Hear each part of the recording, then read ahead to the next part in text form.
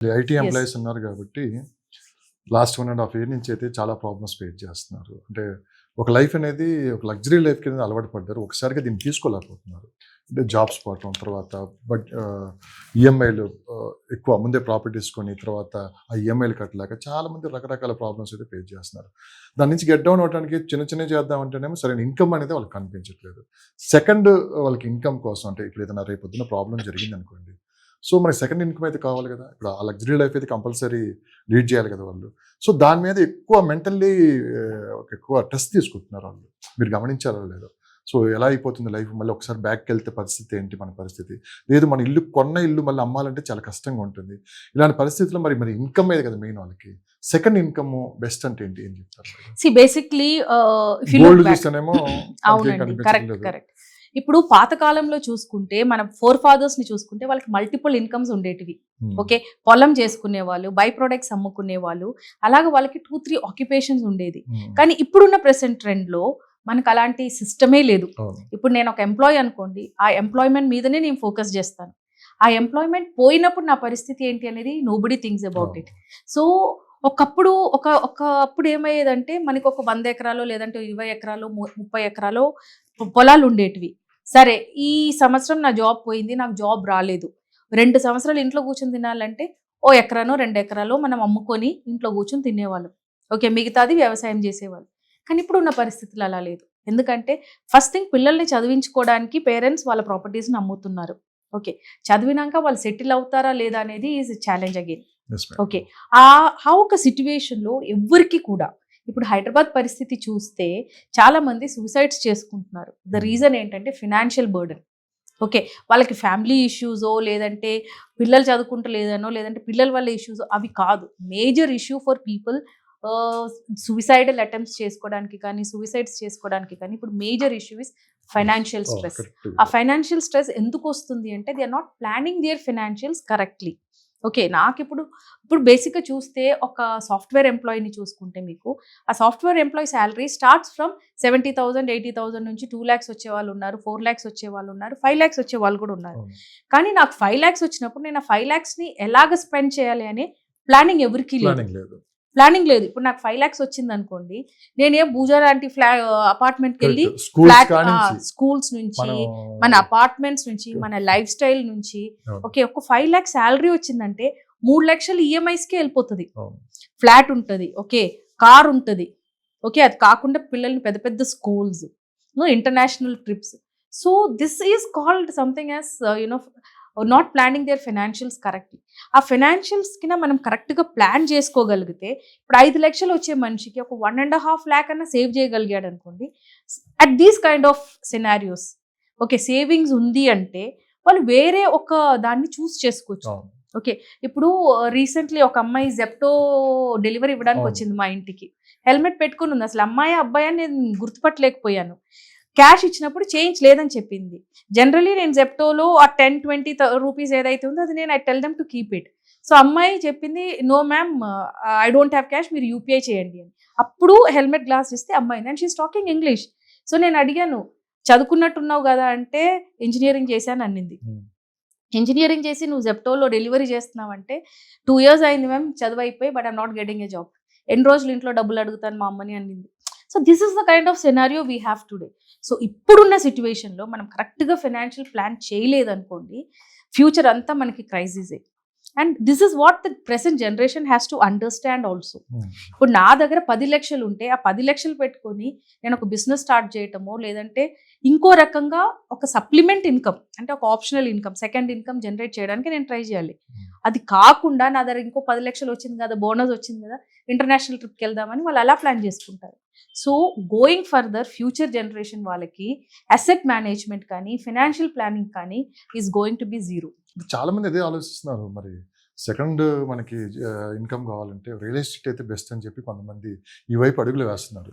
కానీ సక్సెస్ అవ్వలేకపోతున్నారు ఎక్కువ మంది. అంటే ఇది కూడా అప్డేట్ అయింది కదా, రియల్ ఎస్టేట్ కూడా గతంలో లాగా వైట్ అండ్ వైట్ వేసి వ్యాపారం చేసే లేదు కదా. అవునండి. సో చాలా అప్డేట్ అయింది. సో దీన్ని కూడా అప్డేట్ అవుతూనే మీరు చూస్తున్న మిమ్మల్ని చూస్తున్న ఏ రోజుకి ఆ రోజు మీరు కొత్త అప్డేట్స్ ఇస్తున్నారంటే అక్కడ జరుగుతున్న పరిణామాలను బట్టి మీరు ఇస్తున్నారు. మరి అవునండి. సెకండ్ జనరేషన్కి వెళ్ళే వాళ్ళకి మీరు ఏం చెప్తారు? ఐటీ ఎంప్లాయీస్ పర్టికులర్గా. Financial stability is very important అండి.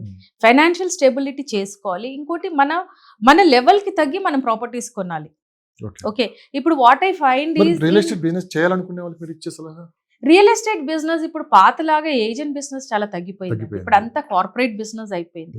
ఇప్పుడు మీరు ఏ పెద్ద బిల్డర్ దగ్గరికి వెళ్ళినా కూడా వాళ్ళకు ఒక సేల్స్ కానీ మార్కెటింగ్ టీమ్ కానీ ఉంటుంది. ఓకే, సో ఇప్పుడున్న పరిస్థితుల్లో గూగుల్ ఓపెన్ చేసి I want to buy a property in Raj Pushpa అని వచ్చింది అనుకో, ఇమీడియట్ గా మీకు ఇన్కమింగ్ కాల్ వస్తుంది. ఓకే, మీరు కూడా కాల్ చేయాల్సిన అవసరం లేదు. ఎందుకంటే మీ ఇన్ఫర్మేషన్ మీరు గూగుల్లో ఎంట్రీ చేయంగానే మీకు ఇన్వర్డ్ కాల్ వస్తుంది. Okay, so those days are gone where people are doing telemarketing. మా ప్రాజెక్ట్ ఇక్కడ ఉంది, ఇలా ఉంది అని. ఎందుకంటే ఫస్ట్ థింగ్ డిజిటల్ మీడియాలో ప్రెసెన్స్ ఓవర్ ఎవ్రీ ప్రాజెక్ట్ చాలా హై అయిందండి. అదర్ దెన్ మనకి stand alone apartments, low level builders తప్ప ఏ ప్రీమియం బిల్డర్స్ని చూసినా కూడా, ఒక మిడ్ సెగ్మెంట్ బిల్డర్ని చూసినా కూడా వెబ్సైట్, ఓకే, వాళ్ళ ప్రాజెక్ట్ గురించి రీల్స్, ఫేస్బుక్, ఇన్స్టా, లింక్డ్ఇన్ ఇవన్నిట్లో they are posting. Okay, so పాతలాగా ఇప్పుడు రియల్ ఎస్టేట్ ఏజెంట్ని పట్టుకొని నేను ఒక ఫ్లాట్ కొనాలి అంటే ఆ రోజులు పోయినాయి. ఇప్పుడు agent business is happening only in plotting కూడా ఏంటి, ఇండివిజువల్స్ చేసే ప్లాటింగ్లో. అక్కడ కూడా బ్రాండెడ్ బిల్డర్స్ ఉన్నారంటే అక్కడ కూడా వాళ్ళకి ఏజెంట్స్ అవసరం లేదు. ఎందుకంటే నువ్వు డైరెక్ట్గా మీరు కంపెనీకి అప్రోచ్ అవుతున్నారు అనుకోండి, you're getting even discounted rate also. ఏజెంట్ని పెట్టినప్పుడు ఏజెంట్ మార్జిన్ యాడ్ అవుతుంది. సో ఇప్పుడున్న ప్రెసెంట్ సెనారియోలో రియల్ ఎస్టేట్లో ఏజెంట్స్ అనేది ఇప్పుడు నిలబడరు. Okay, unless and until they are very high end. Okay, కొన్ని హై ఎండ్ ఏజెంట్స్ ఉన్నారు who are direct dealing with the corporates. వాళ్ళకి తప్ప ముందులాగా కదర్ వేసుకొని వైట్ అండ్ వైట్ వేసుకొని, I still remember Chutneys restaurant start అయినప్పుడు చట్నీస్కి వెళ్తే అక్కడ వైట్ అండ్ వైట్ వేసుకొని ఒక కాఫీ తీసుకొని 2 గంటలు కూర్చునే వాళ్ళే ఉండేవాళ్ళు. After a period of time I started reading boards. వాళ్ళు పెట్టారనమాట, no real estate meeting in the restaurant అని. ఎందుకు అంటే ఎక్కడ చూసినా రియల్ ఎస్టేట్ వాళ్ళే ఉండేవాళ్ళు. Similarly is with Minerva Coffee House కానీ ఇలాంటి ప్లేసెస్లో. కానీ ఇప్పుడు ఆ సెనారియో లేదండి. ఇప్పుడు ఆ సినారియో అస్సలు లేదు. ఎందుకంటే ఇప్పుడు మీరు ఒక ప్రాపర్టీ కొనాలంటే దాని లీగల్ మీకు ఆన్లైన్లో కనపడుతుంది, డాక్యుమెంట్స్ ఆన్లైన్లో ఉంది, ఏ బ్యాంక్ లోన్ వస్తుందో ఆన్లైన్లో ఉంది. So basically now you don't need agents అనమాట. So when coming to the next generation or the present generation, ఇప్పుడు వాళ్ళకి ఏమన్నా కొనాలి అంటే direct access to the property and the ప్రాపర్టీలో ఎవరైతే షోకేస్ చేస్తున్నారంటే మార్కెటింగ్ టీమ్కి వాళ్ళకి డైరెక్ట్ యాక్సెస్ దొరుకుతుంది. సో గోయింగ్ ఫర్దర్ మనం ఒక రియల్ ఎస్టేట్ ఏజెంట్ని నమ్మి కొనాల్సిన అవసరం అయితే మనకి లేదు. బ్యాంకర్స్ కూడా లోన్స్ ఇవ్వడానికి కాస్త వెనకడుగు వేస్తున్నారు ఈసారి. అవునండి, ప్రస్తుత రియల్ ఎస్టేట్ పరిస్థితులన్నీ చూసింది అని ఒక మాట వినిపిస్తుంది. ఎంతవరకు నిజం అంటారా? ఎర్లియర్ బిజినెస్ పీపుల్ అంటే బ్యాంకర్స్ కి రిస్క్ ప్రొఫైల్ అనేవాళ్ళు. కానీ ఇప్పుడు బ్యాంకర్స్ ఎలా ఉన్నారంటే బిజినెస్ పీపుల్ అంటే లోన్లు ఇస్తున్నారు, ఐటీ ఎంప్లాయీస్ అంటే రిజెక్ట్ చేస్తున్నారు. ఎందుకంటే ఇప్పుడు ఐటీ జాబ్స్ లో there is more risk involved. ఎందుకంటే overnight they are getting their termination orders. Okay, I still remember we're all into business. మాకు లోన్లు రావాలంటే రేట్ ఆఫ్ ఇంట్రెస్ట్ 1% ఎక్కువ ఉండేది ఎంప్లాయీస్ కంటే కూడా. ఎందుకంటే దే కన్సిడర్ బిజినెస్ పీపుల్, మీది ఇన్కమ్ ఈ నెల 1,00,000 వచ్చిందంటే నెక్స్ట్ మంత్ 2 lakhs వస్తుంది, ఆ నెక్స్ట్ మంత్ నిల్లు ఉంటుంది. సో మా ప్రొఫైల్స్ ఏంటంటే రిస్క్ ప్రొఫైల్ అంటారు. మాకు చాలా డిఫికల్టీ టు గెట్ లోన్. కానీ ఇప్పుడున్న పరిస్థితి అది మారిపోయింది. So this shows the scenario. Time పెరిగే కొద్దీ ఎలాంటి మార్పులు మార్కెట్లో వస్తుంది అనేది the present trend shows us. Actually ఈ డౌన్ ట్రెండ్ అని మనం అనుకుంటున్నాం, కానీ this is actually an education slot. Real ఎస్టేట్ని మాత్రం నమ్మి చాలా మంది ఇన్వెస్ట్మెంట్లు పెట్టారు. ఓకే, గోల్డ్ని పక్కన పెట్టేసుకొని, మ్యూచువల్ ఫండ్స్ని పక్కన పెట్టేసుకొని అందరు రియల్ ఎస్టేట్ మాత్రం ఇన్వెస్ట్ చేసిన వాళ్ళు చాలా మంది ఉన్నారు. వాళ్ళందరికీ ఇది ఒక పెద్ద గుణపాఠం. ఎందుకంటే ప్రీ లాంచ్లలో కొన్న వాళ్ళు ఇప్పుడు అసలు అమ్ముకోలేకపోతున్నారు. ఎందుకంటే ప్రాజెక్ట్స్ ఇవ్వట్లేదు బేసిక్గా. ఓకే, ప్రాజెక్ట్ ఒక 4-5 years నుంచి కొన్ని ప్రాజెక్ట్స్ డిగ్గింగ్లోనే ఉంది. ఆ ఎస్కవేషన్ ఎప్పుడు అయిపోతుంది, అది ఎప్పుడు అయిపోవాలి, ఇది ఎప్పుడు కన్స్ట్రక్షన్ స్టార్ట్ అవ్వాలి. So there is a lot of trauma in the market. ఈ trauma is actually an education for the people who wants to buy property. నేను నా ప్రీవియస్ వీడియోస్లో కూడా చాలా చెప్పాను, రెడీ టు మూవ్ ఇన్ ప్రాపర్టీస్లో ఇన్వెస్ట్ చేసుకోండి అని. చాలా మంది నా దగ్గర కన్సల్టేషన్కి వచ్చి కూడా ప్రీ లాంచ్లో ఇన్వెస్ట్ చేసిన వాళ్ళందరూ ఉన్నారు. వాళ్ళకి అప్పుడు ఎట్లా ఉందో ప్రాపర్టీ ఇప్పుడు కూడా అలానే ఉంది ప్రాపర్టీ.